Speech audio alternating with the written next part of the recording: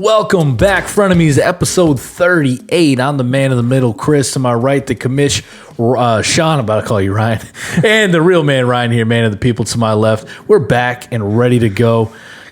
No special shout out this week. You're all special in my heart. But we're going to go right to the talk of the town because we got a lot of news, especially if you're a quarterback this week. Commish, let's just go down this laundry list. Yeah. There's a lot of major things happening at that position. So the two big ones are, I'm sure everyone knows this. Brees has gone out. It's looking like it's going to be 6 weeks roughly. Ligament damage in that. The good thing is he did avoid the IR. That was the thing that they were concerned about. So I would say it's highly likely he'll be back in that 6 weeks. Like I'm thinking that's more likely. Thing. Yeah, they'll probably test it. And knowing Drew Brees, he tried to come out and play in that game. Like he was trying to pick up a football and just couldn't. And like he looked angry, like he wanted to be in there. So I think if he can do it, he's going to go in and play. And today's injury report, and again we're recording on Wednesday, is they were not committal to the quarterback going into this Sunday. So what does that mean there? Taysom Hill, Teddy Bridgewater, fantasy relevancy in that or no? I don't think there's. I like Teddy. You like Teddy? I'm a Teddy fan. Yeah, but like it kind of hurts the guys like an Alvin Kamara. And it definitely is a downgrade. The receivers. Yeah, it's a downgrade going to there. But so that's another. But that's not all the injuries. Yeah. Then we had Big Ben. And he is out for the season. That's been already declared. He's issued his letter to his fans that he's going to be back next year. So Mason Rudolph, don't take my job. That's basically how I read it. I was like, he's trying. Mason Rudolph didn't look too bad in there. Switched, though? Remember how he was always retiring? He's talking about retiring. That's what I just mentioned. Mason Rudolph. That's what switched. I got all of a sudden it was like, wait a second, somebody actually is trying to take my job. I honestly think that was a factor in like relighting that fire in Ben. Like. Wow. And Vance McDonald fans there. Mason Rudolph likes Vance McDonald. Yeah. So that's kind of a cool fantasy thing. The Juju stuff, I don't know where that's going to fall with the backup quarterback there in Washington. James Washington looking for that wide receiver too. Rudolph and Washington played together collegiately preseason. He always threw the ball deep to Washington. So there might be a little spark there. A really deep fantasy rosters on that end. So Big Ben's out, and then someone really famous got benched. Eli true. Manning. He's famous. That's how you're classifying him. Yes, he's known for his resting face all the time. They put on memes, and then he also won 2 Super Bowls. I guess that's the other part, right? Yeah, we all saw this coming, but Daniel Jones. Welcome to the New York media. There now, you look like the savior. If you don't do your job, they'll boo you too. Yep. That's very true. Yep. I think, as far as fantasy goes, I don't know it's going to change too much. Eli was playing pretty terribly. That's why he got benched. So I'm skeptic on whether or not Daniel Jones will be what he was in the preseason. I'm not going to declare that he's going to come out and just light the world on fire. But I have to kind of change my tune a little bit. He looked fantastic in that preseason, so he may just be, status quo as far as like probably Evan Ingram's the only one you're going to really be thinking about right now. Yeah. And I think that usually a rookie quarterback coming in will heavily target that middle of the field, and so tight ends usually pick up some extra work. So I don't think you're going to be hurt in Evan Ingram. When he comes back from suspension, he runs those short to medium routes, and that's where a rookie QB is going to be looking. Yeah, especially with the pass rush coming. So that if you can find him, like I have him stashed in some leagues on the bench. He'll be on waiver wire, so if you want to go pick him up a week early, he's coming back. Not this coming week, not the next week, but he'll be back in week 5. He'll be a PPR guy. He'll be definitely getting a lot of targets for that rookie quarterback. Then we got the Jets, man. Jets, Jets. And I say Jets 3 times because they look like they might go to their third quarterback. The guy who made up that call? No. He said, I'm done. I think it's like Fireman something. Yeah, he that said, guy. I'm done. Like after they were bad 2 years ago, he just quit. He's a famous fan there. I don't know if he's back yet. I don't know, but I remember seeing him on TV. But Darnold down. Terrible thing with Simeon. Now let's see who's coming back. Is Darnold back? Mono's a weird thing for a grown man to get an injury report on. It's so weird. It's really, really odd. I guess Sam Darnold. Oh boy, liking the New York nightlife a little too much there. And Simeon, like you said, Simeon went down. That was a gruesome hit. Did you watch his ankle? Yeah. Oh. It was. They called it. It was like a floppy ankle there. It was. Did it do that? Yeah. So receiver wise for New York, Crowder, and what's the name? Anderson. Anderson. Not looking good for them. A lot of work for Bill. I mean, he still did a lot against Cleveland. It's going to be gross because he's probably not going to get many touchdowns because they're going to be bad. But he's getting the volume. He's catching an obscene amount of passes. I think he's up to like 17 receptions or something already. Like, he's the offense. Yeah, so he'll be safe. You're just not going to get like week winning, performances out of him. I don't think Sam Darnold back a week or 2 or 3 with mono. I had it personally back in college. Oh, so yeah. Who were you kissing? No, it was a weird. No, it was a long story how I got it. Someone didn't wash the dishes at college, and like 5 guys got it like around in my same dorm area. It was weird. Like were you? No, I don't know. But anyways, it guys can usually recover faster from it. It just depends on how your body rests. So, Sam Darnold, you're a pro, so you might be back in 2 weeks or so. So rest up there. But that's man, that's a lot of news there, quarterback wise. All right, well, we'll move on to our party question. Oh yeah. Would you like to go to a party in my pants? Party. No, Brick. All right, let's go. I just love this drop. I worked hard on it. Thank you. Thank you. I love that drop there. All right, our party question of the week here is: what's the best board game you've ever played? I mean, this is all our answers are pretty, I don't want to say biased, but we're not going off of national rankings.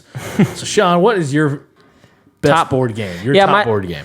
So, I mean, it's a difficult question. There's a lot of great board games. I'm a board game person. Me and my family, like, we have family nights all the time where we just play games. And, like, one of the ones we get into real hard is categories. Like, we've had people, like, leave the room because they couldn't handle my family during categories because everyone is yelling, arguing everything out. Guys are, it's as if it's they're intense. Playing, like, it's like an Italian family around a table just screaming at each other. Like, you except invite it's me worse. over. They're Irish. we're Irish. You invite me over, I'm going to just be sick that night. I'm scared. It's a lot of fun. So one of the games that we get really big into that I think is just a timeless game is Pictionary. I love Pictionary. Pictionary, you can. I've played with your family. Yeah, he's played. We've had some intense battles. It starts cordial, and then it usually ends up being boys versus girls. Yeah. So if that's always adds, battle of the sexes going on. guys usually win. You're calling you out, girls. No.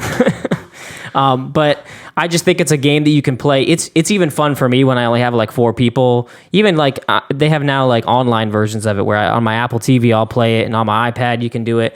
You don't even have to have an agenda. It's just everybody sitting around and you have to guess what they're drawing. And it's just one of those games to me that's just so much fun. It's not about how like amazing an artist you are. It's just about speed and getting your idea across. Yeah. So I don't know. I love Pictionary. The connection. Yes, the connection too. Yeah, for sure. Even if you know like some inside thing that's gonna like put your team member in the correct channel. Yep. Yeah. You always have those call out moments. Ryan, what's your favorite board game of all time? Well, there's this new one, right? Locus. It's a lot. You have to explain it to us because I've never heard of this. Right, I mean, I've heard of it, but I've never played it. So it's a 4 or 2 person game, but okay. The idea is that you're trying to it's squares. The whole thing is like a squared board, like with a bunch of little bitty squares, and the idea is you're trying to put as many of your pieces on the board as possible, and you're trying to also make it so that the opponent can't like set up correctly. So kind of like dominating the landscape type of thing. Dominating the landscape. Okay. Yes. And my girlfriend introduced this to me, and she keeps kicking my butt. Oh, okay. I have yet to beat her, but it's a lot of fun. Just the way you do it, and you have to attach them only a certain way. So the strategery is... Strategery is amazing. Yes, it's crazy. So that's been a lot of fun. It's been humbling. But, man, I started Googling... strategies on how to win this game. Yeah. Oh, that's awesome. Yep. Talking about strategy. Axes and Allies was my pick.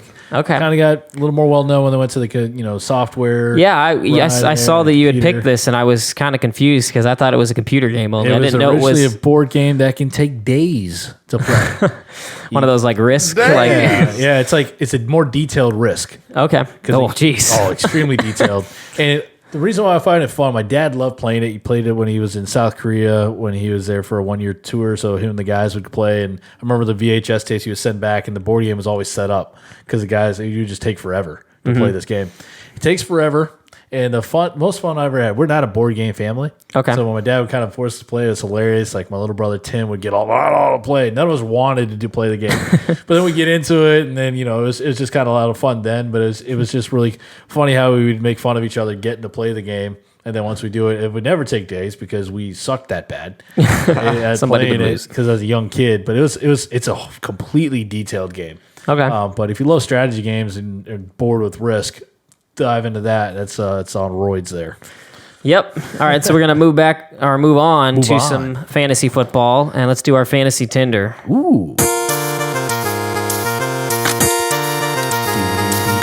have really good dance moves. How you doing? You had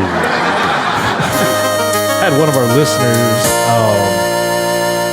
ask, because I mentioned on here that I loved watching the show when I was a kid, and they're like, "How are you even old enough to like watch it original?" I'm like, "Yes, I was young," and like toward the end, I was like had the biggest crush on Rachel, and I was still in elementary school, but I knew what hot girl when I saw one. That was Rachel. So that listener was like, "Are you even old enough?" Like, well, yes, I'm 30. I'm not that young. You look good for your age, Chris. I try. Lots of pizza. Okay. Lots of pizza. All right, so Sean, we're looking at swiping left, swiping right. Here's our fantasy Tinder, our starts and sits. And man, this week we got quite a bit in here. So let's get rolling right to you, Sean. What do you got? So we're going to actually beef it up a little bit here. We're going to do a running back and a wide receiver each that we're starting and we're sitting. So I'll start, and I'm going to do a running back that I'm swiping right on. So I'm going to start this guy, and Miles Sanders. So this is a little bit of a risky one. I'm not saying in every situation you should start this guy, but I'm Prefix, we're not talking about your like for sure starters. Yeah. These are people that are kind of flex or on the cusp. Exactly. That's that player that you know has been on your bench and you're wondering, can I get him in my lineup, or vice versa, should I take my flex out for somebody else? And so Miles Sanders, I watched a lot of that game. I don't want to talk about this because I'm trying to trade for him in a lot of leagues, but so don't listen to this if you're people that own him. But Miles Sanders, like I said, he's going against a defense here of the Lions, who's been awful. They have 125.4 rushing yards per game is what they've allowed already. And despite, Sanders' production hasn't been great. Like, it's been a rough go. He's a rookie. Everybody expected him to break out week one, and it didn't quite happen. Doug Peterson likes to, rotate between his running backs. But he is clearly the lead guy in there. And now, D-Jack's got hurt. Alshon's out. So you're looking at now 2 targets taken away from that offense. And so I think as just a receiving option, he's going to see a bump in that. And so I just think this week is the perfect kind of matchup-based one where you can fire him up. He looked really good. It was hard to, kind of look through that terrible game where everyone got hurt in it. They were losing players left and right. But I just think that, this Eagles offense is going to get it figured out. And Miles Sanders, I think you can put him in your flex this week. Okay. I like that. Let's go right to your sit here. All right. And so my out of here. swiping left here for my running backs, I'm saying Kansas City, you might want to stay away this week. Kansas City running backs. So that's talking LaShawn McCoy and Damian Williams both. For one thing, they're both dealing with injuries. It's looking like they might be able to play, both of them. I think McCoy is the one that's already been talked about as it's most likely he's going to be able to go this week with no major damage. Damian, I think they're still waiting more. It's a knee contusion. It's basically, just basically a bruise, on your knee. So I think he could play through it, but he's playing the Ravens. And when I looked up the stats on this, I could not believe they have allowed 41 rushing yards in the first 2 weeks. That is insane. So you're talking 20.5 rushing yards per game for a whole team. Now, one of those games was the Miami Dolphins. I'll give you that. We are awful, and we can't run the ball against anybody. 2 Dolphin fans. But the other one was David Johnson, and he's been great this year, and he had 17 rushing yards against this Ravens defense. He had 1 short touchdown run, but yeah, outside of that, nothing. So I'm just a little trepidatious on these Kansas City guys. I think if in desperation, if they're going to play, I think Damian's a little safer because he gets the passing work. Yeah. But if you can avoid it against the Ravens, I'd sit your Kansas City running backs. Yeah, so I see people jumping on the waiver wires and the ranking for, was it Darwin Thompson, the backup, the rookie. People looking at him as a potential breakout, which in Kansas City, anyone can break out in that offense. We saw that week 2, but I'm still scared of, don't don't bank on that as a deep waiver wire pickup. He's only had like one carry. Yeah, I mean, I'm not against you picking him up and putting him on your bench, but don't start him this week. This is not the People are week. starting to pick him up thinking that he So might wait be the and next see. one to explode. Yeah. All right, so let's go here. My guys for running backs here. I'm swiping right on Sony Michel against the New York Jets. Like, he's still running back 25 to 28 in a lot of rankings, which I'm still surprised at. That he's still ranked that low, but he's starting to inch up here with Jets going to their possible third string quarterback. We call it getting ahead of the chains, coach lingo here. So New England's always going to be ahead, in my opinion. They took a little while to get going with the Jets, but they're going to be ahead to where they don't have to stress it, so they're going to be running the ball more. I know, was it Rex Burkhead starting getting more carries, but I think Sony Michel will definitely get you some touchdowns there. And I think really going against the Jets is just like a slightly above the Dolphins right now, to where you can go. Join us in the bottom. CJ Mosley's out for the gross. Jets there. Nick Chubb did a decent week 2 Monday night running on that Jets defense. But again, if you have a porous offense, you're going to have a very tired defense.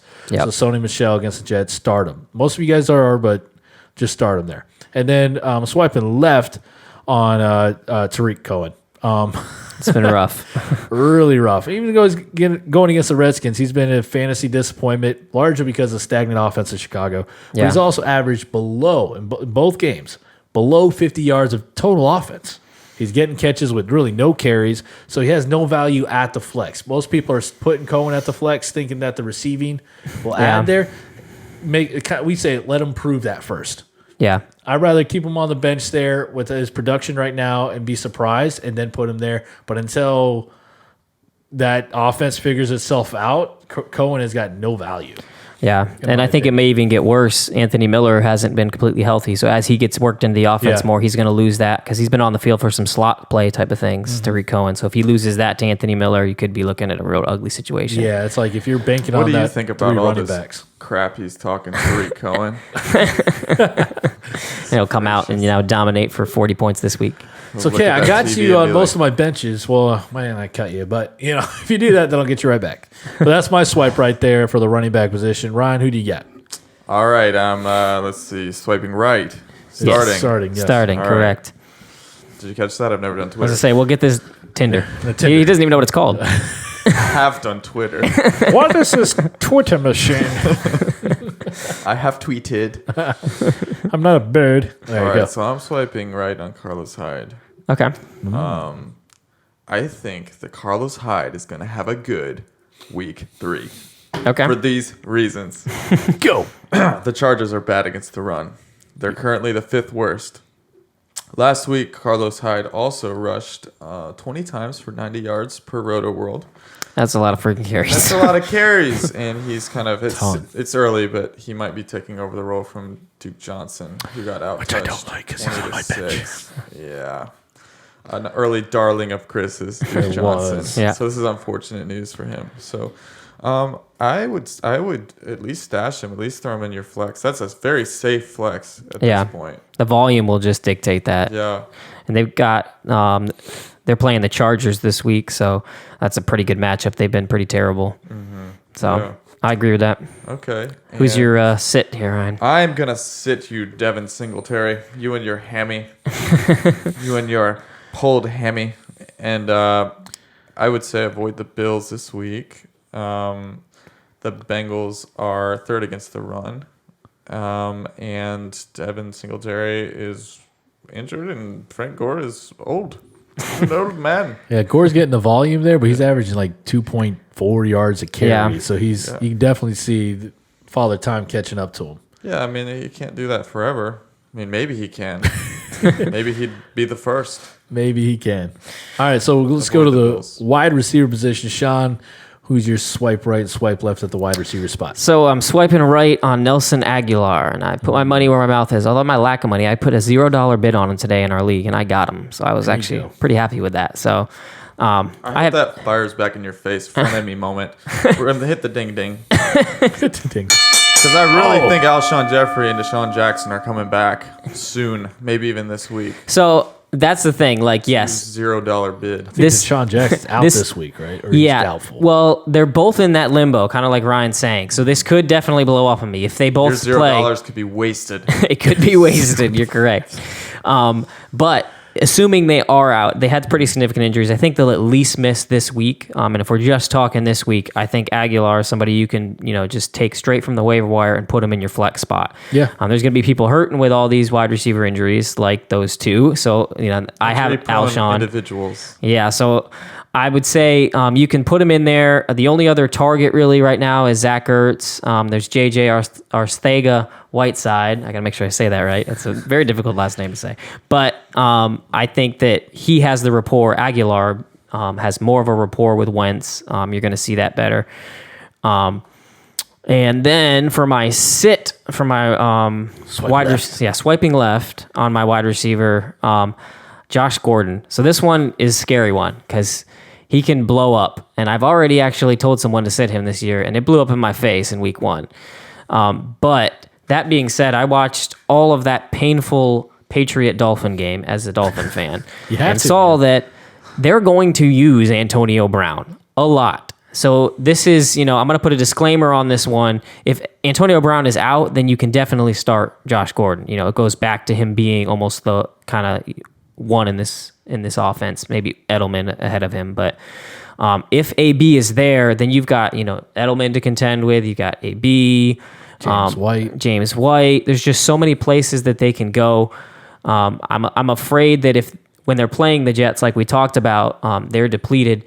They're going to go up so big, so your start of the week with Sony Michel is probably going to take over. Yeah. Like, I'm just afraid that they're not going to need Gordon, and if he doesn't score that touchdown in the first half when they're, creaming the Jets, then you're not going to get the week out of him that you want. So I'm not saying you can't start Gordon, but if you're looking at him to be like your wide receiver 2 or something as a solid pick this week, I'd be a little careful because Antonio Brown's only going to get more and more involved. He's going to learn this offense, and they're going to have him out there for more snaps. He was barely out there, and he had a huge target share. So unless they're actually taking precautions to, like, we need to be careful if he does get suspended, which goodness he should. If that happens, if you're a coach, what are you going to do? Like, you have to prepare for, him not being there, right? I mean, this New England Patriots team can be the team to go undefeated. Yeah. You're looking at it, Phil Dorsett can barely get on the field right there. Yeah. And they're just rolling. And that defense is really, really good.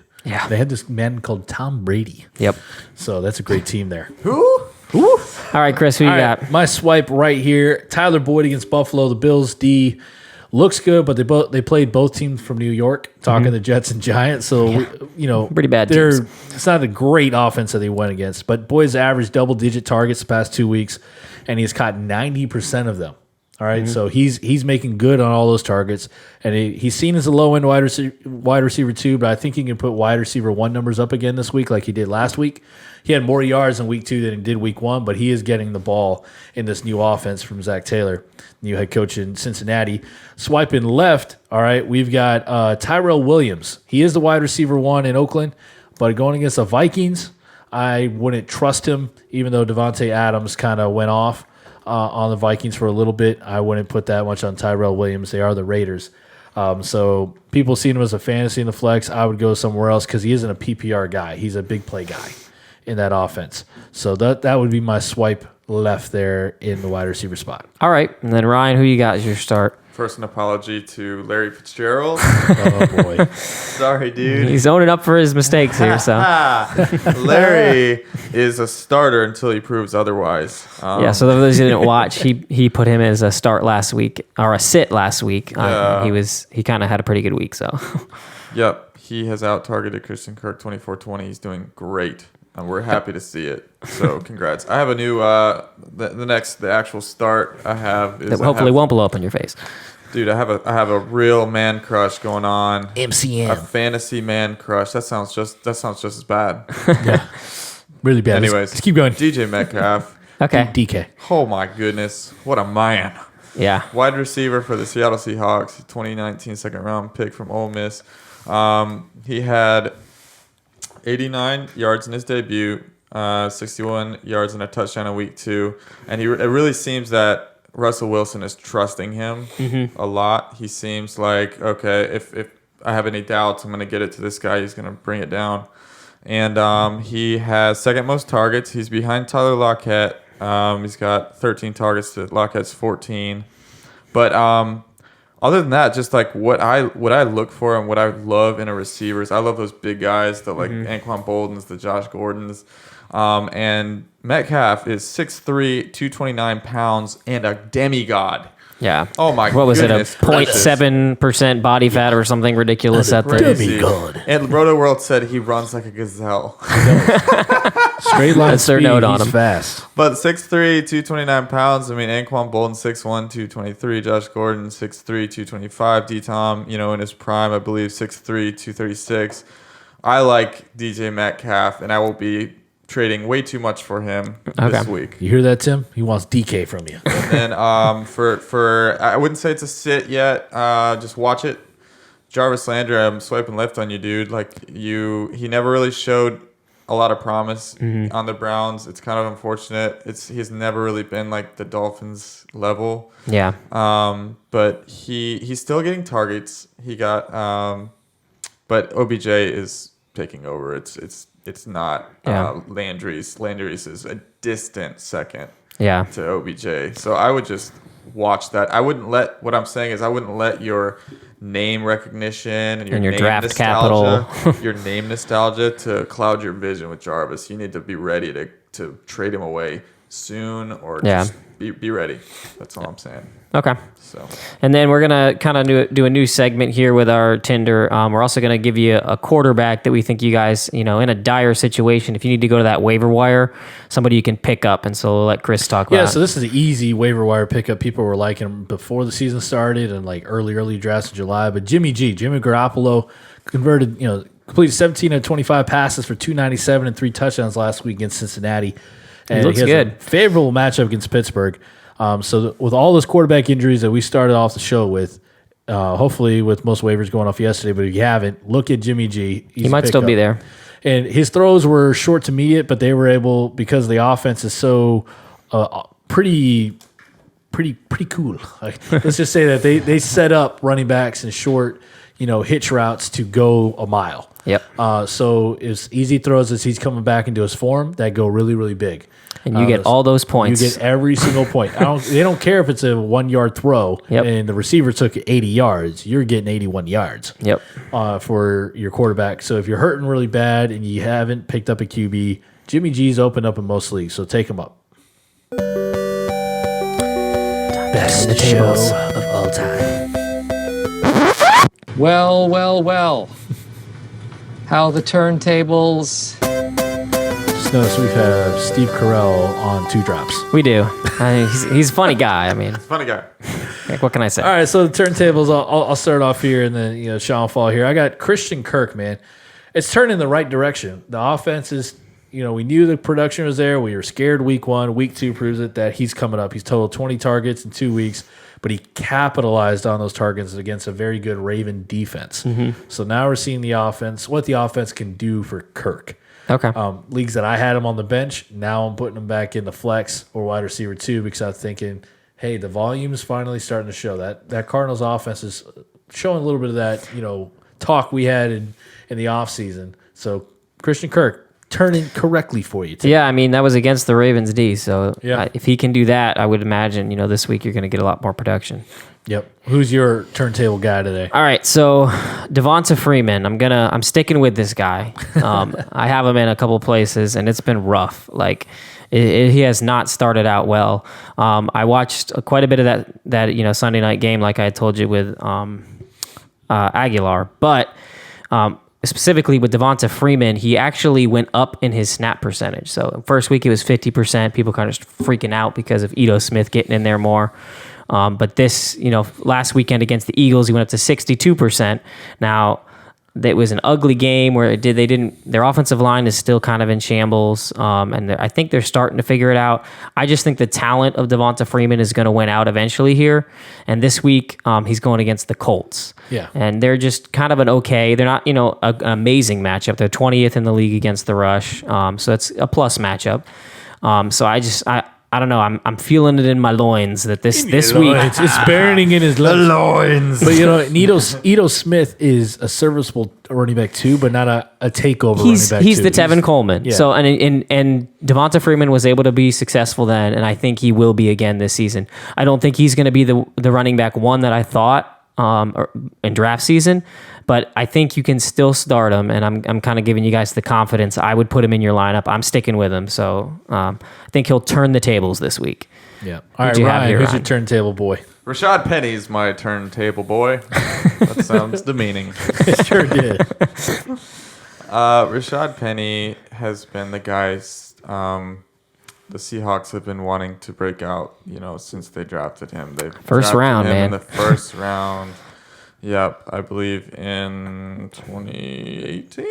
Yes, in 2018 he was a first round pick. Yep. And week 1 we saw 6 rushes for 18 yards. Yeah. Week 2 though 10 rushes for 62 and a touchdown, while Chris Carson turned in his 3rd fumble. Yeah. So it did look like they actually benched him for a little bit for that fumble. There's coaches that'll do that. So they're just like, dude, that's 3 times in 2 games, bro. Yeah. So I mean, what would you do if I fumbled? You would be benched. So to put this in perspective, would you put Penny in the flex yet, or are you just kind of saying get him on your team? Get him on your team, guys, because Okay. they want to put him in. They wanted Okay. to take over for 7th rounder, 2017 draft pick Chris Carson. Yeah. They really want to be right about Penny. So Okay. I would say put him on your team. Don't spend money for him. Put him on your team, and he might break out. I think we might see a breakout close to the Yeah, and the Seahawks are like the highest percentage in run plays. You want that Seattle running back. Yeah, So- And if they're going to run the ball a The lot. volume will be yeah, there. if there's a chance that he's going to be the guy, Yep. why not? Yeah. So, man, woo, that was quite a bit this week, man. Yeah, chock full episode there. Yeah. Got your money's worth. Hopefully we made some sense to you. Next week here, we got a little bit of a change up. That's a pun for this here. We're going to be yes. bringing in a baseball guy who's just big into baseball analytics. He's a friend of mine. And he was telling me that he's just kind of started doing this fantasy football thing, and he's applying some of the analytics he uses in baseball for fantasy football. And I thought it was a really interesting topic. So we'll kind of talk with him through on how to use the analytics, because fantasy football is a game of probability. It is. So if you can use some of these analytics to help you get an edge on people, we want to bring that to you. So tune in next week for John. He'll be on with us. Yes, sir. All right, man. Well, that's it for this week. Shout out to the Pacini boys, Rusty and Davey. Thanks for listening. And we'll see you next week. See you guys. Deuces.